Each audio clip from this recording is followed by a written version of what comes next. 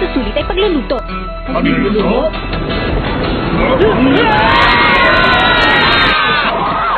Sa edad na 21, dahil sa pagiging henyo, si Mench, ang pinakabata at naging pinakamagaling na gourmet hunter. Masyado siyang sumpungin at malupit. Dahil sa katakawan niya, ang lahat ng pagkain sa buong mundo ay natikman na niya. Pero hindi pa rin niya nalilimutan ang lasa ng mga ito. Ang masasabi ko lang sa inyo ay mag-ingat kayo sa lahat ng inyong gagawin. Ang susunod na pagsusulit, ang o-orderin ko sa inyo ay sushi. Ulitin mo yan! Kapareho rin mo siya! Ulitin! Ulitin! Ulitin! Kapareho rin mo muna ha!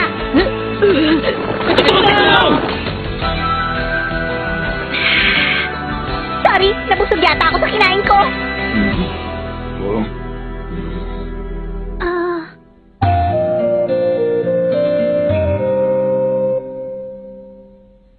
Pwede yun na. Seryoso ba siya? Huwag niyo sabing ibabagsak niya tayong lahat. Isa itong malaking kalokohan. Hindi to totoo. Hindi maaaring tapos na ang pagsusulit. Ano naman yan? Di pwede to. Ang sabi ko'y wala akong pakialam. Basta sabihin mo na lang sa kinauukulan na lahat ng sinabi ko sa'yo. Hindi! Ang gusto mo Pagdating sa pagkain, nasisiraan talaga ng bait itong partner ko na si Mench. Buhara! Mabuti pang tumahimik ka na lang dyan! Totoo kaya talaga ito? Sa akin pa rin ang huling desisyon sa pagsusulit nito. Bakit? May reklamo kayo? Hindi ako papayag. Ako rin, isa itong kalokohan. Babagsak niya tayo ng dahil lamang sa hindi tayo marunong magluto. Baka hindi ko mapigilan ang sarili ko sa babae ito. Naku lagot, sigurado itong isang malaking kaguluhan. Tama na! Basta hindi ko babaguhin ang aking desisyon. Dahil walang sino man sa kanila nakapasa sa pangalawang pagsusulit. Teka lang po, sandali. Bigyan niyo pa kami ng panahon. Anong ginagawa mong bata ka? Akin na nga yan! Kailangan ko pong makapasa sa pagsusulit na to dahil kailangan ko makita ang aking ama. Ganun ba? Pasensya ka na lang bata. Pero alam mo naman na ako pa rin ang tagapagbigay ng pagsusulit. Kaya ako lang ang makakasabi kung sinong nakapasa.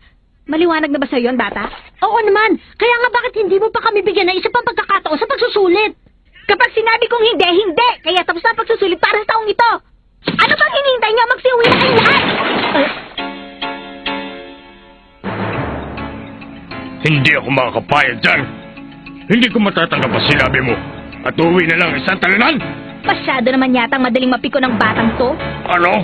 Alam mo, ang mabuti pa, subukan mo na lang ulit sa isang taon. Tumigil ka dyan! Ang gusto kong mangyari sa akin ay maging tunay na hunter at hindi isang tagapagluto. Ang pangarap ko ay maging isang blacklist hunter. Gusto kong malaman mo na hindi ko matatanggap ang desisyon ng isang hamak na gourmet hunter na katulad mo. Hamak na gourmet hunter na tulad ko? Oo, tama ka. Paano ka naging hunter? Ang alam mo lang ay kumain at humiga. Sabi mo nga! Hindi ba't ang taong yun ay... Ang number 255, siya ang wrestler na si Todo. Hindi ko matatanggap sa aking sarili na isang hunter o tagapagbigay ng pagsusulit. Kahit ang iba pa mga tao dito ay siguradong hindi rin maniniwala sa'yo. Malis ka dyan, Buhara. Pabayaan mo ako magpatahimik sa kanya. Ako na lang. Nang sa gayon ay kaunting buto lamang madudurog sa bubwit na yan. Kasi pag ikaw, baka lutuin mo pa yan eh. Lutuin? Talaga? Pwede mo bang ipakita sa amin yung sinasabi niyang pagluluto? Hay nako, ito na nga bang sinasabi ko kaya ayaw ko sa mga baguhan. Pagbibigyan kita. Number 255, ipapakita ko sa'yo kung anong magagawa ng isang gourmet hunter. Siguradong maintindihan mo ako. Panoorin niyo ang mabuti ang gagawin ko dahil ito ng handog ko para sa inyong pagpapaalam. Maghihintay lamang kayo sa loob ng isang oras. Isang oras?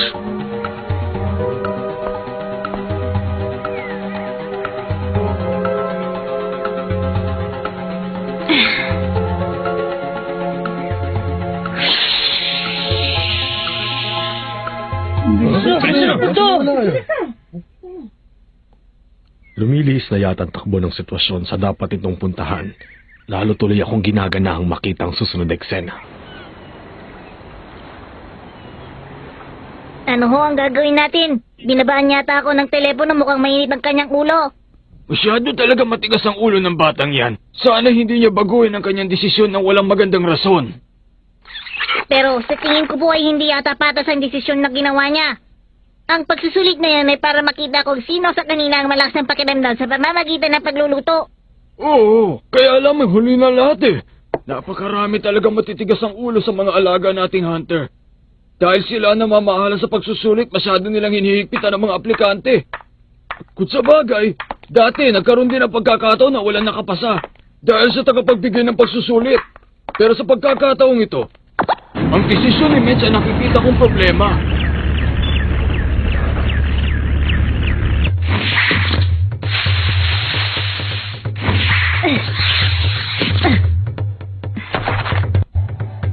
Sariwang-sariwa pa ito.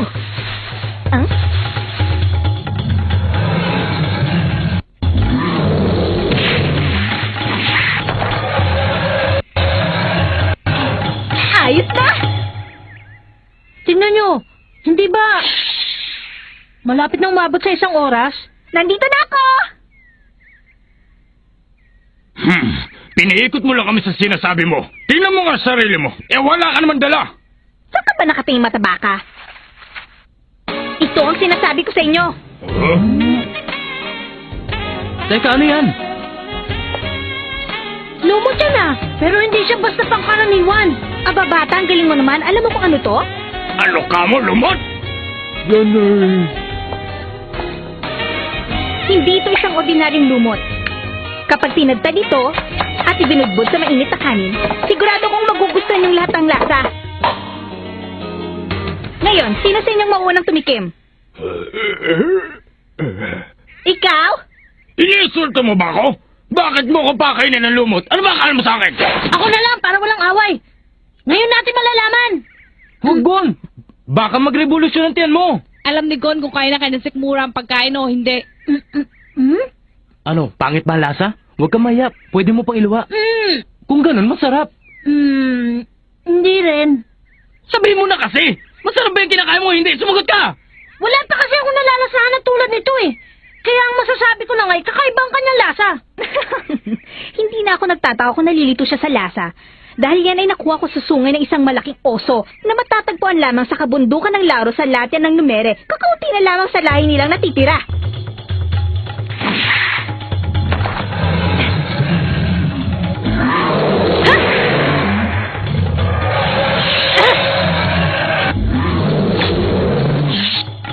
Bata, alam mo ba yan ang pinakabihirang putahe na kinababaliwan ng lahat ng mga gourmet hunters sa buong mundo?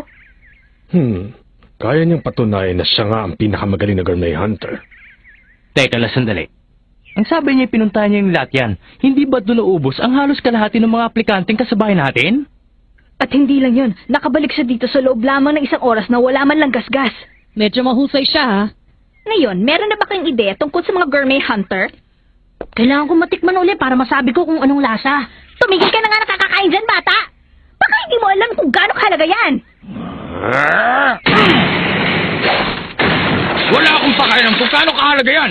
Pagdating sa pagkain, ang inisip ko lang ay malagyan ng aking sikmura.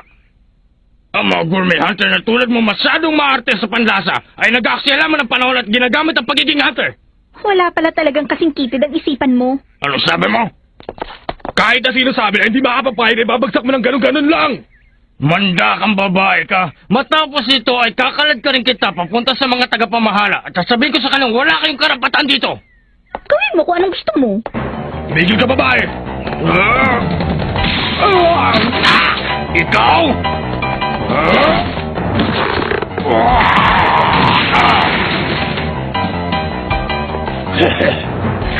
May tinatago ko palang lakas. Siguradong magiging masaya to. Kaya umanda ka. Buhara, huwag ka makialam dahil laban ko ito. Kung ganon...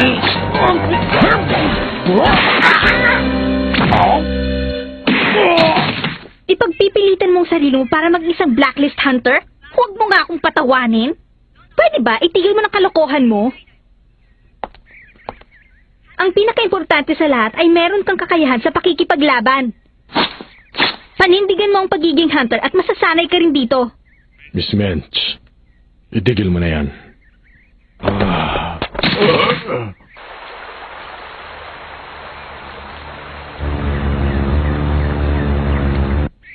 Sa ngayon ay nasisiguro kung wala na magdududa sa iyong kakayahan bilang tagapagbigay ng pagsusulit. Kaya lamang ay hindi na kita maintindihan. Alam kong wala akong karapatan na magsalita sa iyo tungkol sa pagsusulit pero... Tumigil ka na nga dyan! Kahit sino pang makialam ay hindi ko na mababago ang desisyon ko sa pagsusulit na ito. Tignan mo, Hindi lamang simpleng lakas ng pangangatuan ang gusto kong makita sa binibigay kong pagsusulit sa kanila. Ang gusto kong malaman ay kung meron silang sapat na lakas na loob para humarap sa kahit anong kalaban. Pero Miss Mensch, masyado ko naman yata mahigpit kung wala kayo papasa sa kanila ni isa. Ha? Ayun, yun. Tingnan mo nga naman. Iyan ay Ang simbolo ng Hunter Association, oh. ang tagapagbigay ng hatol. Ha?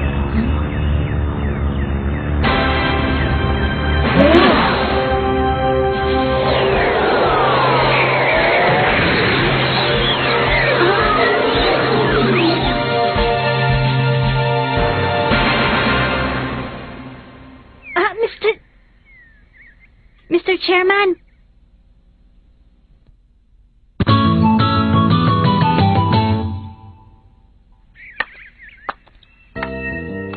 Siguradong pagputol ang dahilan ng pagpunta niya dito. Teka, sino naman yung matandang yan? Tinawag siya ni Mensch na Mr. Chairman. Ibig sabihin, napakataas naman ng tinalon niya. Ibang klase. Tama ka. Napakatibay ng buto niya sa binti. Matagal na panahon na rin, Chairman Netero. Seryoso ba? Mr. Chairman ng Hunter Association. Siya ang pinakamakapangyarihang tao sa lupuan ng Hunter exam. Talaga siyang pinakamagaling. Nakita mo naman, hindi ba? Ako ang pinakamataas sa lahat ng miyembro ng Hunter Association. Ako ang namamahala kapag gumugulo na ang sitwasyon, katulad ngayon. Hindi ba binibining... Ha? Opo. Tingnan niyo mabuti. Mukhang kinakabahan ngayon si Mensch. Patunay lamang na importante talaga ang taong yan. Sa madaling salita, ang matandang yan ang magiging tagapagtanggol ng mga aplikante. Gusto mo mapatunayan kung talaga meron silang sapat na lakas ng loob para humarap sa kahit na anong uri ng kalaban. Tama ba sinabi ko, Binibini? Tama po yun. Ang pagtutol ko ay hanggang doon na lang. Dahil sa ganang layunin palagay ko ay nabibigyan ko sila ng mas mahirap at mas nararapat na uri ng pagsusulit. Yun ang iyong palagay. Ang mga aplikanting ito ay pinag-aralan mo lamang doon sa bagay na yun. Pagkatapos umabot ka na kagad sa konklusyon, sa madaling salita ang konklusyon mo ay wala sa kanila nararapat. Hindi. Dahil ang iba po sa kanila ay masyadong minamalit ang mga gourmet hunter. Hindi ako nakapagpigil. Noong oras na yun ay mayroon ding nagbunyag ng formula sa lahat ng mga kalok sa pagsusulit kaya nainis ako. Kaya naman hindi ko napigilan ang aking sarili at yun ang naging desisyon ko. Kung ganun, sa madaling salita, ay alam mong hindi patas ang ginawa mong desisyon. Tama ba ako? Opo, pagdating sa pagluluto ay hindi ko mapigilan ang sarili ko. Kaya hindi po ako nararapat dito. Pasensya na. Napakatapat mo talagang bata. Ang nakikita ko sa iyo bilang tagapagbigay ng pagsusulit ay problema. Pero nauunawaan kita kapag tinitingnan kita bilang pinakamagaling sa lahat ng mga gourmet hunter. Dahil naipapakita mo ang tunay mong damdamin sa pagluluto, Iha. Mr. Chairman. May naisip ako. Bibigyan natin sila ng isa pang pagkakataon. At ikaw pa rin Binibining Mensch ang inaatasan ko sumuri sa kanila. Pero sa bagong proyekto, gusto ko sana ay makilahok ka sa kanilang pagluluto para may pamalas mo ang iyong galing bilang hukom. Gusto mo ba yun? Sa palagay ko sa gagawin natin ito ay makakasundo mo na lahat na aplikante. Ano? Ayos! Kinabahan ako kanina. Akala kung ano na mangyayari. Pero susubukan pa rin nilang kakayahan natin sa pagluluto at hindi ito magiging madali. Meron pang isang pagsusulit. Oo, di masaya ka na. Oh!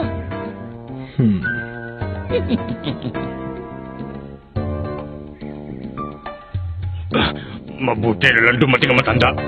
Ngayon, anong ibibigay mo pagsusulit? Ano nga kayang maganda? Alam ko na. Ang susunod ay nilagang itlog. Ayos yan! Ang susunod daw eh. Nilagang ito? Mr. Chairman, maaari niyo po ba kaming dalhin sa bundok na yon? Yun lang ba? Aba, hindi yun magiging problema. Kailangan kong gawin ang lahat para makapasa sa pagsusulit na ibibigay niya.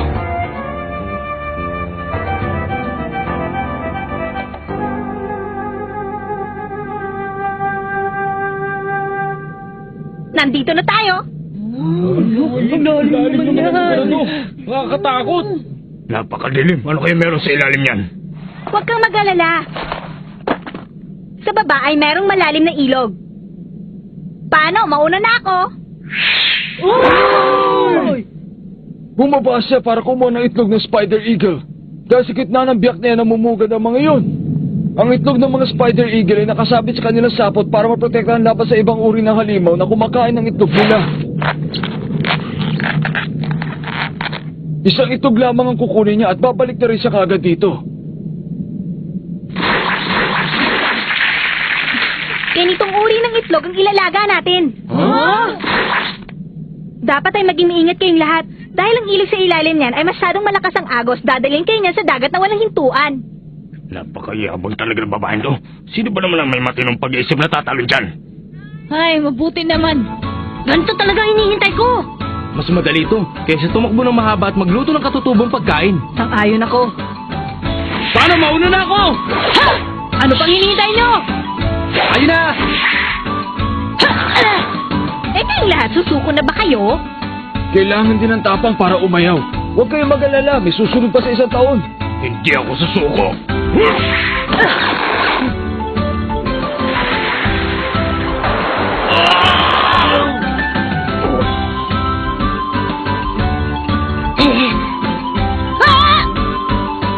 Sa akin ito, bata! Ano yun? Yung mga spider eagle!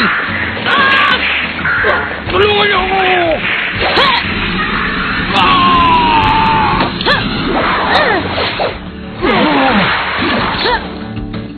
Gon, ayos ka lang ba? Oh! Walang problema! Oh, Kakaiba naman yung batang yun. Bilib ako sa kanya. Kailangan mo mag-ingat sa mga ginagawa mo. Ayos lang ako, Loryo! Tapos lang pagkuha niyo ng pagkain. Ngayon, ipakita niyo na sa akin ang mga nakuha niyong itlog.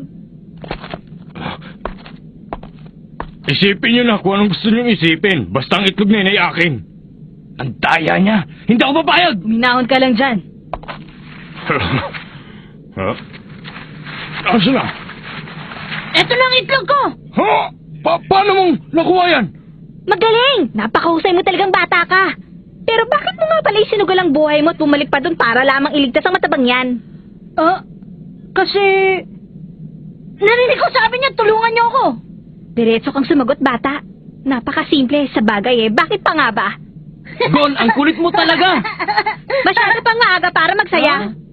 Ang pagsusulit ay hindi pa natatapos dito sapagkat ilalaga pa rin ninyo ang mga itlog na nakuha niyong lahat. Alalahanin nyo, ang nilagang itlog ay tulad din ng ibang pagkain kaya dapat lamang na maayos ang pagkaluto. Pero hindi ibig sabihin na basta na lamang ang paglagang gagawin nyo na gaya ng ordinaryong itlog. Siguro naman ay hindi ko na kailangan sabihin sa inyo na babantayan ninyo ang pagluluto. Pag kulang sa luto, bagsak ka. Hindi pa kaya eksakto yun?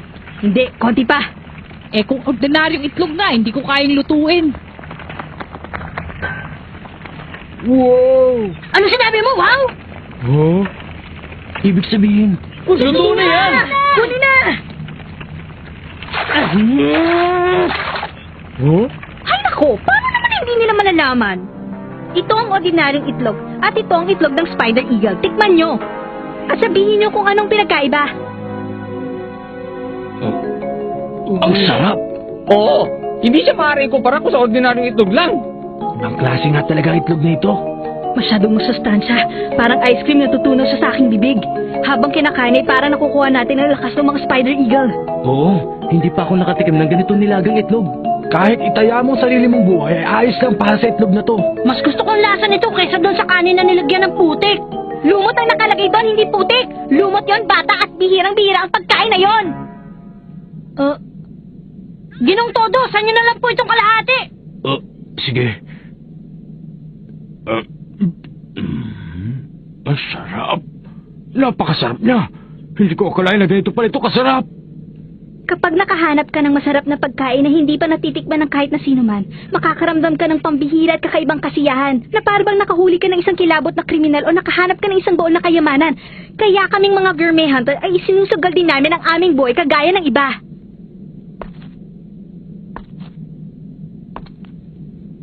Babalik ako sa isang taon. Ang galing mo naman! Nakakalimutan mo yata na ako isang henyong gourmet hunter. Kaya kailangan kong patunayan sa inyong lahat yon. Hindi ba, Chairman Netero? 42 tao ang nakapasa. Binabati ko kayo. Ang menu ni Menchie ay hanggang dito na lang. Yay!